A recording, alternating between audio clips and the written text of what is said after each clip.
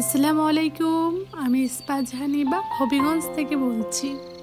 কাছে এবং দূরে, দেশ এবং দেশের বাহিরে যে যেখান থেকে আমার আজকের ব্লগ ভিডিওটা দেখছেন, আশা করি আল্লাহর অশেষ মেহেরবানিতে আপনারা সকলেই ভালো আছেন। আলহামদুলিল্লাহ, আমারও ভালো আছি।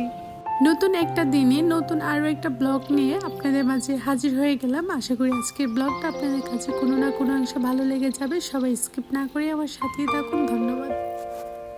বাবার বাড়ি থেকে আসার পরে মোটামুটি অনেক কাজই করে নিচ্ছি। তার মধ্যে আরেকটা কাজ হচ্ছে আমার গাছগুলোকে সুন্দর করে পরিপাটি করা।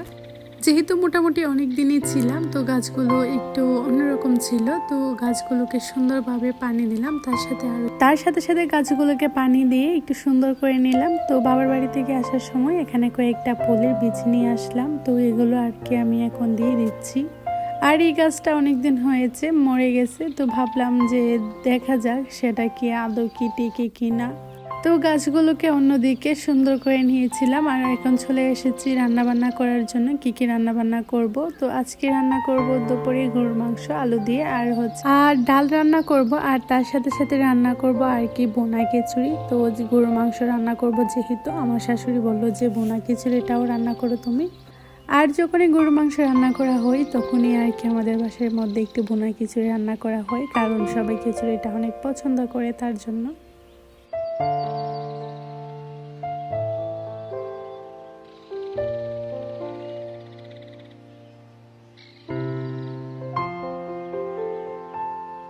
অন্যদিকে তরকারি রান্নাটা আর ডাল রান্নাটা আমার কমপ্লিট হয়ে গেছে। আর 2টা মাটির ছোলা আমাদের রান্না করেছিলাম। তো এখন আর কি যেহেতু বোনা খিচুড়িটা গ্যাসে নিয়ে আসলাম, গ্যাসের মধ্যে রান্না করব। তো এখানে আর কি আপনাদের সাথে কথা বলতে বলতে দেখেন আমার রান্নাটাও কমপ্লিট হয়ে যাচ্ছে।